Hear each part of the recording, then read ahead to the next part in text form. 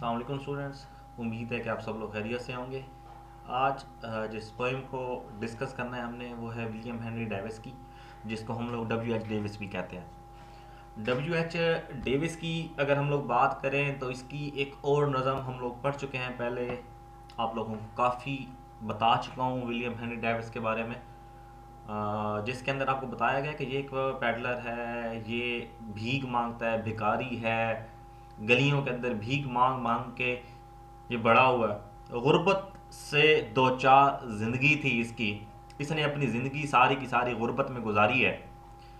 तो ये modern poet है, और मॉडर्न पोएट अपने हार्श एक्सपीरियंसेस को शेयर करते हैं अपनी राइटिंग के अंदर जो कंपोज करते हैं। रेन के अंदर उसने बताया कि कैसे कैसे लोग उसको एक एक कॉइन कॉइन करके इसको पैसा देते हैं भीख के अंदर, जैसे कि एक एक ड्रॉप पानी का ऊपर वाला पत्ता देता है नीचे वाले पत्ते को।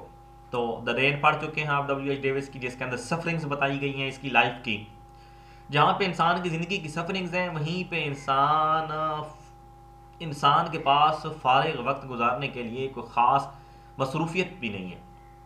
हम बिल्कुल फारिग किस्म के लोग हैं। तो विलियम हेनरी डेविस अपनी इस नज़म लेयर, जिसको फरागत कहा जाता है, उसके अंदर क्या चीज़ें डिस्कस करते हैं। सबसे पहले विलियम हेनरी डेविस की डेट ऑफ बर्थ देख लेते हैं कि वेल्स के अंदर इसकी बर्थ हुई 1871 के अंदर।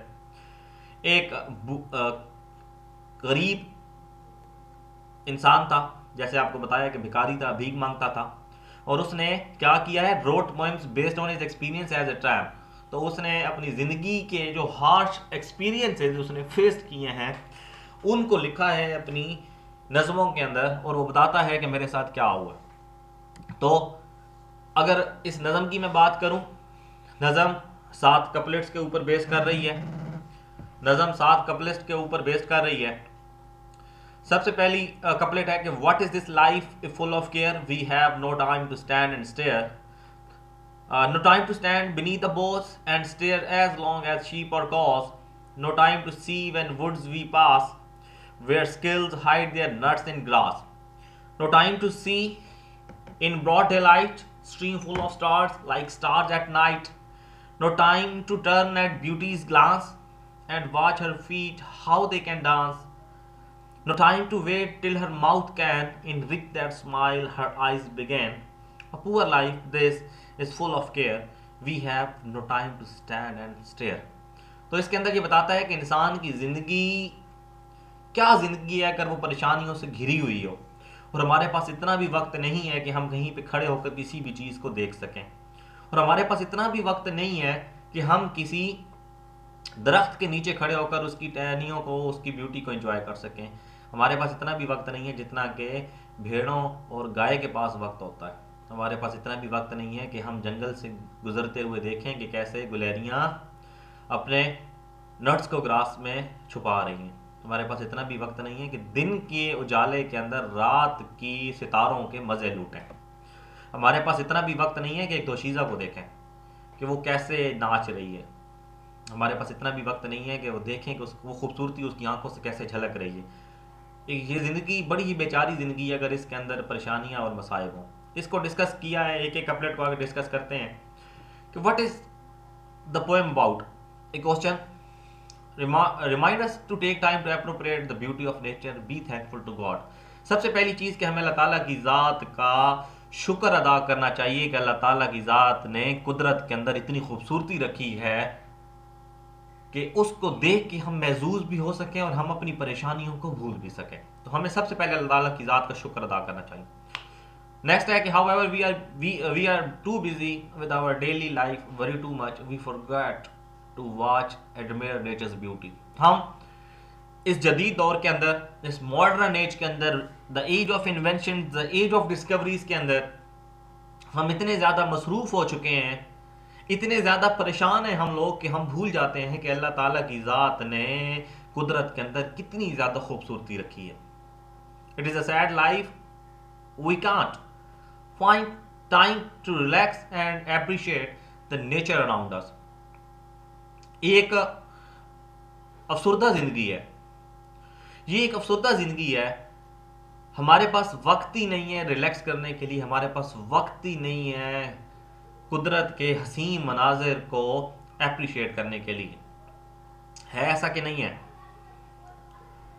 आज ये लेक्चर M1 के अंदर भी जाना है, तो बताएं बताएं जो बच्चे M1 के हैं, क्या ऐसा है कि नहीं है कि ये सैड लाइफ है या नहीं है? क्या ये सैड लाइफ है या नहीं है? अगर है तो बताएं कमेंट बॉक्स के अंदर, अगर नहीं है तो भी बताएं। नेक्स्ट है बिजी लाइफ। आप लोग देखें घर के काम, घर के सारे काम हैं। यहाँ पे देखें अगर फीमेल्स हैं तो वो बच्चों को पाल रही हैं, वो बच्चों को पाल रही हैं। और अगर ऑफिस में देखें तो हर एक बंदा ऑफिस के अंदर घूम फिर रहा है। तो इसका क्या मतलब है कि लाइफ ओवरऑल बिजी है। आप ईस्ट देखें, आप वेस्ट देखें, आप नॉर्थ को देखें, आप साउथ को देखें, लाइफ बिजी है। घर के काम, अगर एक स्टूडेंट है, यहाँ पे स्टूडेंट मेंशन किया गया, होमवर्क अगर आपको दे दिया जाए, एक बच्चा है उसको कॉलेज के अंदर इतना ज्यादा होमवर्क दे दिया जाता है, उसको स्कूल के अंदर स्पेशली स्कूल के अंदर इतना वक्त, इतना काम दे दिया जाता है करने का कि वो घर में बेचारा सुकून ही उसको मुयसर नहीं होता। और अगर इसी तरफ यहाँ पे फैमिली की बात करें, फीमेल की बात करें, तो वो बच्चों को पालती हैं, घर की सफाई, कुकिंग कर रही हैं, तो ये एक बिजी लाइफ है। अगर वहाँ पे ऑफिस में बात करें तो जो भी, ये एक लंबी सी किताब लगी हुई है, 4 बजने वाले हैं, 4 बज चुके हैं और इतने काम अभी भी पेंडिंग पड़े हैं ऑफिस के जो कभी ख़त्म नहीं हुए। तो बिजी लाइफ है, तो इसको कैसे गुजारना है? The meaning of the poem, इस नज़म की मीनिंग क्या है, क्या बताना चाहते हैं इस नज़म के अंदर। पहली कपलेट की अगर बात करें कि what is this life if, तो what is the purpose of life if full of care. अगर जिंदगी परेशानियों से भरी हो, फुल ऑफ वरी से मुराद यहाँ पे है कि आप बहुत ज्यादा मसरूफ हैं अपने काम के अंदर, अपने मसाइल के अंदर, तो इस जिंदगी का क्या फायदा है? अगर आप परेशानियों के अंदर घिरे हुए हैं, आप परेशानियों के अंदर पड़े हुए हैं, तो ऐसी जिंदगी का क्या फायदा? नेक्स्ट वो कहते हैं कि we have no time to stand and stare, we don't have time to pause and admire the nature around us. हम अपनी इर्द गिर्द की खूबसूरती को देखते ही नहीं है, हम अपनी इर्द गिर्द की खूबसूरती को देखते ही नहीं है। हमारे पास इतना वक्त ही नहीं है कि इर्द गिर्द की खूबसूरती को देखें, क्योंकि हम लोग बड़े मसरूफ लोग हैं। हमारे पास टाइम ही नहीं है कि हम खड़े होकर किसी चीज़ को देख सकें। पहली कपलेट के अंदर ये कहता है।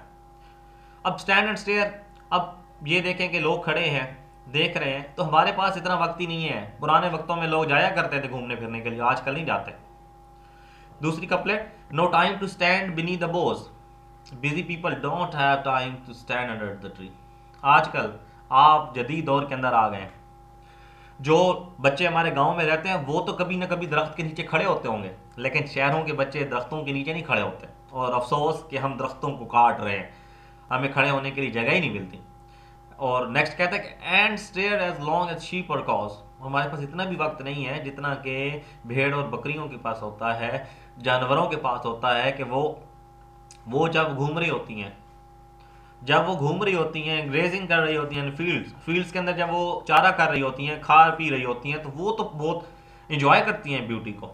और आजकल एक मॉडर्न टेक्नोलॉजी चल रही है, आपको बताता चलूं कि एक 3D टाइप की एक ऐनक बन गई है, एक ऐसी मशीन बन गई है कि ऑस्ट्रेलिया आई थिंक के अंदर ये बनी है, मुझे कंट्री का एग्जैक्ट याद नहीं है। तो वो एक 3D इमेज होती है, वो वीडियो होती है, उसके अंदर ग्रीन फील्ड्स होती हैं और खूबसूरत फील्ड्स जो होती हैं वो गाय की आंखों के सामने लगा दी जाती हैं। तो उससे वो क्या है कि दूध ज़्यादा देती है, यानी कि एस्थेटिक प्लेयर जो है ना, जो एस्थेटिक प्लीजमेंट है वो एंजॉय कर रही होती है। तो आप जब खुश होंगे तो आप ज़्यादा काम करेंगे। तो भेड़ बकरियां, गाय जो है, भेड़ें जो हैं, उनके पास तो इतना वक्त है कि वो देख सकें और ब्यूटी को एंजॉय कर सकें, लेकिन हमारे पास नहीं है।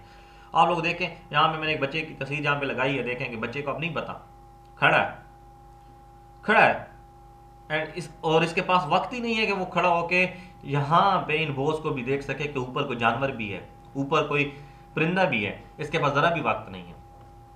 तो इसके बाद जबकि अगर बात करें भेड़ों की और बात करें गाय की, तो इनके पास वक्त है कि ये देख सकें, ग्रेजिंग फील्ड्स को देख सकें, खूबसूरती को देख सकें, जो कि हम लोग नहीं देखते। इसके बाद तीसरी कपलेट के अंदर है कि no time to see when woods we pass where squirrels hide their nuts in grass. हम इतने मसरूफ हो चुके हैं कि हम लोग देखते ही नहीं हैं गुलहरियों को कि वो कैसे नट्स को छुपा रही हैं ग्रास के अंदर। आप लोगों को शायद पता नहीं है कि दुनिया के अंदर जितने भी पहाड़ी इलाका जात के अंदर सबसे ज़्यादा दरख्त लगते हैं अखरोट के। जो अखरोट के दरख्त लगते हैं पहाड़ों के ऊपर, उनको कौन लगाता है पता है? कोई एक ऐसा जो बता दे कौन लगाता है। जी एहसन, कोई आइडिया है? मेरा बच्चा तो जो लगाता है अखरोट के दरख्त गुलहरी लगाती है। गुलहरी जो एक छोटी सी मखलूक है, अल्लाह ताला की ज़ात की बड़ी प्यारी मखलूक, ये जंगलों के अंदर पहाड़ों के ऊपर छुपा देती है अपने नट्स को। जब अपने नट्स को यानी कि अपने अखरोट और इस चीज़ों को छुपाती है तो वो दरख्त बन जाते हैं, बारिश होती है तो हमारे पास, हम जब जंगल से गुजर रहे होते हैं हमारे पास तो वक्त नहीं होता कि हम लोग गुलहरी को देखें, लेकिन गुलहरी कैसे छुपा रही है हमारे पास ये भी वक्त नहीं है देखने को। तो गुलहरी बड़ी खूबसूरती से छुपा देती है, ऊपर मिट्टी लगा देती है, बारिश होती है और वो दरख्त निकल आता है। तो चौथी कपलेट के अंदर, no time to see in broad daylight, stream full of stars like stars at night. अब हम दरिया के किनारे नहीं जाते हैं जहां पे सूरज की रोशनी चमक रही होती, स्पार्कल हो रहा होता है। दिन के अंदर अगर हम दरिया को देखें तो ऐसा लगता है कि रात के वक्त जैसे आसमान पे तारे होते हैं, जमीन के ऊपर दरिया के अंदर भी इसी तरह तारे चमक रहे होते हैं। लेकिन हम इतने मसरूफ हैं, हमारे पास टाइम ही नहीं है। तो मैं यहाँ पे आप लोगों को दिखा देता हूँ, ये रात के वक्त सितारे आसमान के ऊपर, और ये दिन के वक्त पानी के अंदर सूरज की रोशनी। तो क्या ये रात के तारों जैसे नहीं है? क्या इनके अंदर खूबसूरती नहीं है? तो अगर आपने रात की खूबसूरती दिन को देखनी है तो आप दरिया के किनारे चले जाएं और वहां पे जाके देखें। इसके बाद नो टाइम, पांचवी couplet, no time to turn at beauty's glance and watch her feet how they can dance. तो नेचर को यहाँ पे पर्सोनिफाइड किया गया as a beautiful woman. Personified जब ह्यूमन कैरेक्टरिस्टिक, जब एक in human characteristics human characteristics के साथ कंपेयर की जाती हैं, या ह्यूमन कैरेक्टरिस्टिक्स किसी इन ह्यूमन चीज़ के साथ कंपेयर की जाती हैं, तो हम उसको पर्सोनिफिकेशन कहते हैं, पर्सोनिफाइड कहते हैं। तो खूबसूरती को पर्सोनिफाइड करने के लिए वो एक खूबसूरत दोशीज़ा का जिक्र कर रहा है। ये खूबसूरत दोशीज़ा नाच रही है, तो at watch our feet how they can dance. और हमारे पास इतना भी वक्त नहीं है कि उसको देख सकें, हमारे पास इतना वक्त नहीं है जो खूबसूरती नाच रही है हमारे इर्द गिर्द उसको देख सकें। She will move parts of her body when nature change it's like a beautiful dancer.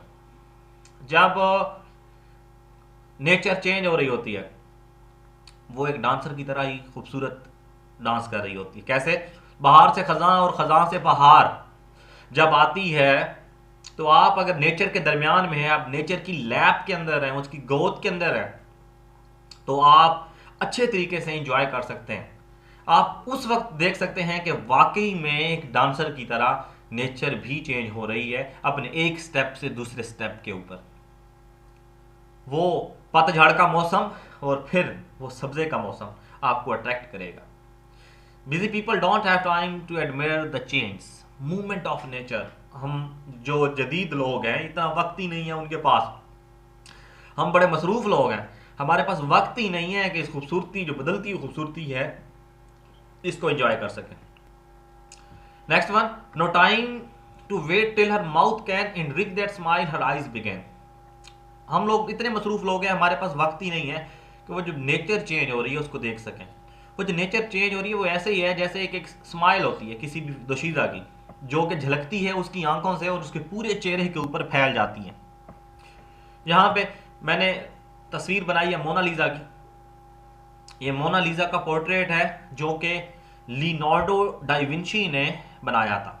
Leonardo da Vinci painter है इटली का, उसने इसको पेंट किया है। ये एक मुजस्मा है एक खूबसूरत दोशीज़ा का, ये बनाया हुआ है। तो इसकी तस्वीर मैंने यहाँ पे दिखाई है आप लोगों को कि नेचर, यहाँ पे फूल है, फूल जैसे खिलता है तो वो जो खूबसूरती है जो अट्रैक्ट कर रही होती, तो ऐसे ही है जैसे कि औरत एक फीमेल हंस रही है, तो ये राइटर कहता है कि फीमेल जैसे हंसती है तो मुस्कुराते हुए अच्छी लगती है, उसकी आंखों से उसकी सारी की सारी खूबसूरती झलक रही होती है। इसी तरीके से नेचर भी जब खुलती है, जब एक कली एक फूल बनता है, तो वो भी इतना खूबसूरत होता है जैसे कि खूबसूरत दोशीज़ा और उसकी आंखों से झलकती खूबसूरती। Last one, a poor life this full of care we have no time to stand and stair.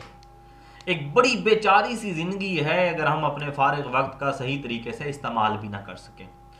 तो बेटा आज तक के लिए इतना ही। कल हम अपनी इस नज़म की पोएटिक डिवाइसेस देखेंगे कि कौन कौन सी पोएटिक डिवाइसेस इस नज़म के अंदर शामिल हुई हैं, कौन कौन सी पोएटिक डिवाइसेस इस्तेमाल की गई हैं इस नज़म के अंदर। तब तक के लिए अल्लाह हाफ़िज़। किसी भी कन्फ्यूजन की सूरत के अंदर कांटेक्ट करें, व्हाट्सएप करें। होप्स हो कि आप लोगों को समझ आ गई होगी। M1 के बच्चे सब ने सुनना है, स्पेशली मुबशर और बाकी बच्चों ने भी।